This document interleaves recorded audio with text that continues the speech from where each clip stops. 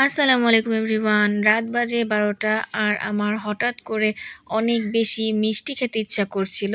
মিষ্টির ক্রেভিংস উঠেছে। তো ভাবলাম এই সময় কি করা যায়? তো যেহেতু অনেক বেশি রাত হয়ে গেছে তো হালকা পাতলাই কিছু করতে চাচ্ছিলাম যেন সহজভাবেই কিছু করা যায়।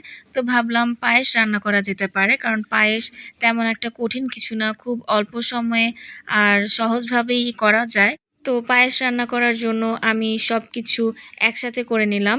লিকুইড দুধ, কনডেন্স মিল্ক, পাউডার দুধ, পোলাওর চাল, চিনি, বাদাম সবকিছু নিয়ে নিয়েছিলাম।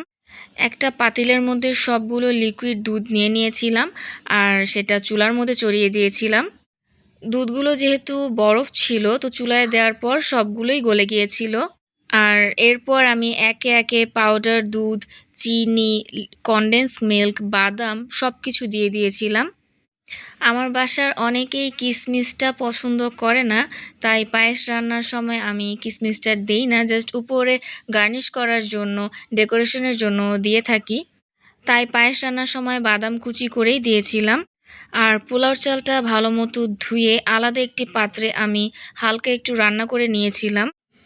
পোলাও চালটা ভালোমতো সেদ্ধ হওয়ার পর মানে হাফ সেদ্ধ হওয়ার পর আমি সেটা দুধের মধ্যে দিয়েছিলাম। এতক্ষণে দুধটাও একটু ঘন হয়ে গিয়েছিল। দুধের কালারটা অনেকটাই চেঞ্জ হয়ে এসেছিল। হালকা, হালকা একটু লালচে, লালচে হয়েছিল। তখন আমি পোলাওর চালটা দিয়ে দিয়েছিলাম।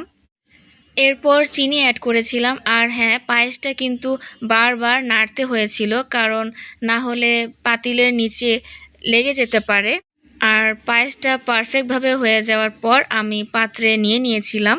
আর এরপর বাদাম আর কিশমিশ দিয়ে একটু ডেকোরেশন করে নিয়েছিলাম। তো আমার আজকের ভ্লগ এতটুকুই। আসসালামু আলাইকুম।